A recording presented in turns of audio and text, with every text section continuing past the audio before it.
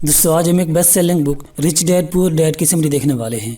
ये book rich और poor लोगों की मेंटालिटी का डिफरेंस बताती है कि रिच लोग कौन से प्रिंसिपल फॉलो करते हैं और पुअर लोग कहाँ पे गलतियाँ करते हैं जिसकी वजह से वो हमेशा फाइनेंशियली अनस्टेबल रहते हैं और आप किन प्रिंसिपल्स को फॉलो करके अपनी फाइनेंशियल कंडीशन को स्ट्रांग बना सकते हैं। इस बुक में ऑथर ने मेनली 3 चीज़ों पर फोकस किया है: financial education, financial statement, financial position. तो अब आइए इन तीनों पार्ट्स को इंडिविजुअली डिस्कस करते हैं। तो सबसे पहला पार्ट है फाइनेंशियल एजुकेशन। ऑथर कहते हैं कि एजुकेशन मेनली 3 टाइप की होती है: academic education, professional education, financial education. अब आपके फाइनेंशियली इंडिपेंडेंट और स्ट्रांग बनने के लिए सबसे इंपॉर्टेंट होती है फाइनेंशियल एजुकेशन। अब प्रॉब्लम ये है कि हमारे एजुकेशन सिस्टम में फाइनेंशियल एजुकेशन का कोई एक भी सब्जेक्ट नहीं पढ़ाया जाता। वो सिर्फ पहली 2 टाइप की एजुकेशन पर फोकस करते हैं, जिसमें एकेडमिक एजुकेशन कॉलेज तक की पढ़ाई होती है और उसके बाद किसी एक स्पेसिफिक फील्ड में स्पेशलाइजेशन वो प्रोफेशनल एजुकेशन होती है। ये दोनों टाइप की एजुकेशन आपको सिर्फ जॉब के लिए रेडी करती है और हमारे अंदर यही मेंटालिटी इंस्टॉल की जाती है कि आपको एक अच्छी जॉब कैसे हासिल करनी है। जितने भी बिजनेसमैन या क्रिएटिव लोग होते हैं उनके पास इस एजुकेशन के साथ होती है फाइनेंशियल एजुकेशन, जिससे वो इतने बड़े बड़े बिजनेस क्रिएट कर देते हैं। रिच लोग जो प्रैक्टिकली बिजनेस फील्ड में होते हैं वो अपने बच्चों को स्पेशली फाइनेंशियल एजुकेशन दिलवाते हैं क्योंकि वो इसकी इंपॉर्टेंस को जानते होते हैं, जबकि मिडिल क्लास लोग सिर्फ पहले 2 टाइप के एजुकेशन पर फोकस करते हैं, इसलिए वो हमेशा जिंदगी भर अपनी ज़रूरतों में ही फंसे रहते हैं और अमीर लोग और ज़्यादा अमीर होते जाते हैं। तो आपको पैसे के पीछे भागने की बजाय उन चीज़ों को अडॉप्ट करना है जिनके पीछे पैसा अपने आप आता है। So don't chase money, follow the things that attract money. ये फाइनेंशियल एजुकेशन हासिल करने का सबसे बेस्ट और इजी सोर्स है फाइनेंशियल बुक्स। वो भी आपको बाय करने की ज़रूरत नहीं है, इंटरनेट से आप उनकी PDF फाइल डाउनलोड करके अपने मोबाइल पर रीड कर सकते हैं। और मैं आपको इसके लिए सजेस्ट करूँगा कि सबसे पहले रॉबर्ट टी कियोसाकी की बुक्स पढ़ें। ये बुक जिसकी हम समरी देख रहे हैं ये भी उन्हीं की लिखी हुई है। इनकी सारी बुक्स मैंने पढ़ी हैं। ये आपको बेसिक से एडवांस तक की चीज़ें बिल्कुल सिंपल वे में बताते हैं। फाइनेंशियल एजुकेशन के लिए एक बिगिनर के लिए इनकी बुक्स बेस्ट ऑफ बेस्ट हैं। अब हम आते हैं अपनी समरी के दूसरे पार्ट की तरफ, जो कि है फाइनेंशियल स्टेटमेंट। जब आपकी हर महीने की सैलरी आती है तो आप उसका हिसाब करते हैं कि कितने पैसे कहाँ खर्च करने हैं, कितने कहाँ। इसी को फाइनेंशियल स्टेटमेंट कहा जाता है। अब रिच और पुअर लोगों की फाइनेंशियल स्टेटमेंट बिल्कुल डिफरेंट होती है, इसी वजह से उनकी फाइनेंशियल कंडीशन भी डिफरेंट होती है। अब रिच लोगों की फाइनेंशियल स्टेटमेंट में ऐसा क्या होता है जो उन्हें और ज़्यादा रिच बनाता जाता है, और वो चीज़ पुअर लोगों की फाइनेंशियल स्टेटमेंट में नहीं होती, जिसकी वजह से वो अपनी ज़रूरतों के सर्कल में ही फंसे रहते हैं। पहले ये समझ लें कि एक परफेक्ट फाइनेंशियल स्टेटमेंट के 4 कॉलम होते हैं: income, expense, asset and liability. चलिए देखते हैं कि रिच लोगों की फाइनेंशियल स्टेटमेंट कैसी होती है और पुअर लोगों की कैसी होती है। पुअर लोगों की फाइनेंशियल स्टेटमेंट में सिर्फ 2 चीज़ें होती हैं: इनकम और एक्सपेंसेस। यानी उनकी जितनी इनकम आती है वो सारी की सारी एक्सपेंसेस में खर्च हो जाती है, यानी वो एक्सपेंसेस वाले कॉलम तक ही लिमिटेड रहते हैं। जबकि आपको रिच बनने के लिए एसेट वाले कॉलम तक आना ज़रूरी होता है। अब इस एसेट वाले कॉलम में ऐसा क्या होता है ये अभी हम आगे चलकर देखते हैं। और मिडिल क्लास लोग जो एक्सपेंसेस वाले कॉलम को क्रॉस कर लेते हैं तो वो लायबिलिटी वाले कॉलम में चले जाते हैं, और लायबिलिटी वाला कॉलम उन्हें और ज़्यादा फाइनेंशियली वीक कर देता है। लायबिलिटी वाले कॉलम में वो चीज़ें होती हैं जो आपकी जेब से मज़ीद पैसे निकालती हैं। जैसे आपने थोड़े थोड़े पैसे जमा करके उनसे एक कार ले ली तो आपके खर्चे और ज़्यादा बढ़ा देगी, जबकि आपकी इनकम उतनी ही होगी जितनी पहले थी, तो आप और ज़्यादा फाइनेंशियली वीक होते जाते हैं। तो एक पुअर पर्सन की फाइनेंशियल स्टेटमेंट ये होती है कि उसकी जितनी इनकम आती है वो सारी की सारी एक्सपेंसेस में खर्च कर देता है, और अगर एक्सपेंसेस से कुछ बच भी जाए तो वो उनसे कोई लायबिलिटी खरीद लेता है, यानी कोई ऐसी चीज़ जो उसकी जेब से मज़ीद पैसे निकालती रहती है। अब पुअर और मिडिल क्लास लोगों का ज़्यादा फोकस होता है अपने इनकम वाले कॉलम पर, यानी वो ये सोचते हैं कि अपनी इनकम कैसे बढ़ाएं। उन्हें लगता है कि शायद इससे प्रॉब्लम सॉल्व हो जाएगी, इसलिए वो नई नई जॉब्स करते हैं अपनी इनकम बढ़ाने के लिए, जो कि वो एक लिमिट तक ही बढ़ा सकते हैं। अब देखते हैं कि रिच पर्सन की फाइनेंशियल स्टेटमेंट कैसी होती है।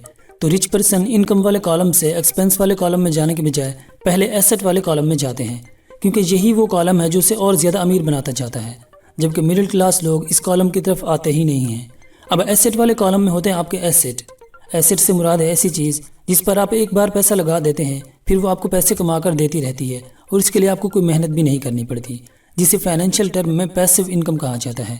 जैसे एक दुकान या घर खरीद कर आपने उसे रेंट पे दे दिया तो वहाँ से हर महीने आपको रेंट मिलता रहता है और इसके लिए आपको कोई काम भी नहीं करना पड़ता, बस आपने उसे खरीदने में एक बार पैसे लगाए होते हैं। तो रिच लोगों की जितनी इनकम होती है वो सबसे पहले उससे एसेट खरीदते हैं, यानी ऐसी चीज़ें जो उन्हें पैसे कमा कर देती हैं। अब वहाँ से जो उन्हें पैसा मिलता है वो उससे अपने एक्सपेंसेस पूरे करते हैं और बाकी के पैसे को फिर से एसेट वाले कॉलम में लगा देते हैं।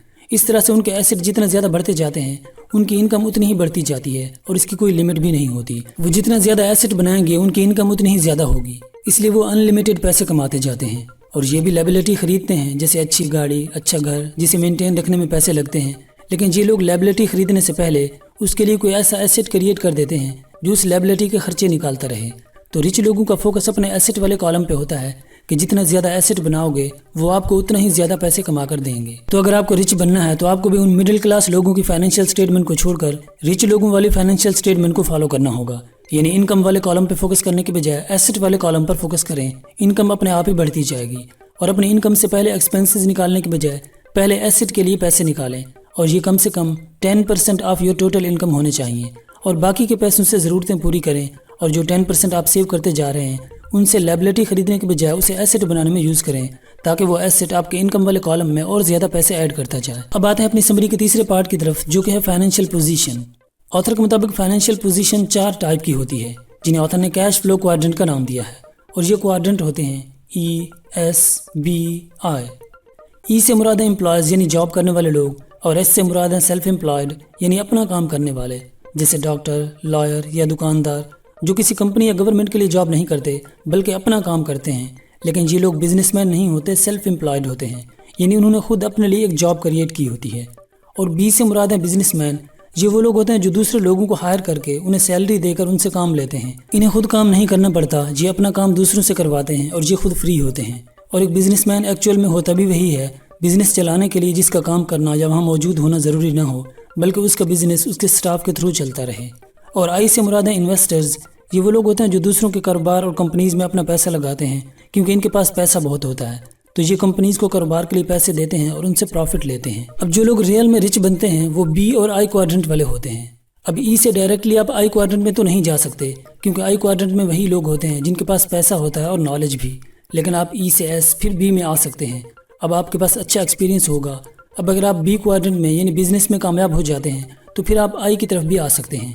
हाँ, अगर आपके पास पैसे हैं, आप अपना बिजनेस नहीं करना चाहते या नहीं कर सकते, तो आप दूसरों के बिजनेस में उसे इन्वेस्ट करके उनसे प्रॉफिट ले सकते हैं, जिसका बेस्ट वे है स्टॉक मार्केट। क्योंकि स्टॉक मार्केट में जब आप किसी कंपनी के शेयर खरीदते हैं तो आप अपने पैसे उस कंपनी में इन्वेस्ट कर देते हैं, जहाँ से आपको उसका प्रॉफिट मिलता है। लेकिन स्टॉक मार्केट में आप तभी इन्वेस्ट करें जब आपको स्टॉक मार्केट का नॉलेज हो, कम से कम बेसिक नॉलेज हो कि पोर्टफोलियो कैसे बनाना होता है, शेयर कैसे और कौन से सिलेक्ट करने होते हैं, और किसी भी कंपनी के शेयर खरीदते वक्त किन चीज़ों को पहले चेक करना ज़रूरी होता है। लेकिन अगर आप इस सारे झंझट में नहीं पड़ना चाहते तो म्यूचुअल फंड्स आपके लिए बेस्ट हैं।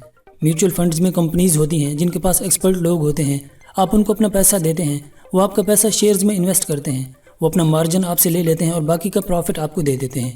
इसके बारे में मजीद इन्फॉर्मेशन आप इंटरनेट से चेक कर सकते हैं। तो दोस्तों, इस समरी में हमने 3 पॉइंट्स देखे। नंबर 1, अपनी फाइनेंशियल एजुकेशन पर फोकस करें। नंबर 2, अपनी फाइनेंशियल स्टेटमेंट में एसेट वाले कॉलम पर फोकस करें। नंबर 3, कैश फ्लो क्वाड्रेंट में बी और आई क्वाड्रेंट में आने की कोशिश करें। दोस्तों, अगर आपको वीडियो अच्छी लगी तो इसे लाइक कर दें, और मज़ीद ऐसी नॉलेजेबल और सेल्फ इंप्रूवमेंट वीडियोज़ अगर आप मिस नहीं करना चाहते तो इस चैनल को सब्सक्राइब कर लीजिए। Thank you so much. दोस्तों, हमारा मिशन है लोगों में बुक्स पढ़ने का शौक़ पैदा करना। अगर आप इस ग्रेट मिशन का हिस्सा बनना चाहते हैं तो हमारे चैनल को ज्वाइन कर लीजिए। वीडियो को लाइक करना और अपना खूबसूरत कमेंट देना मत भूलिए। God bless you all.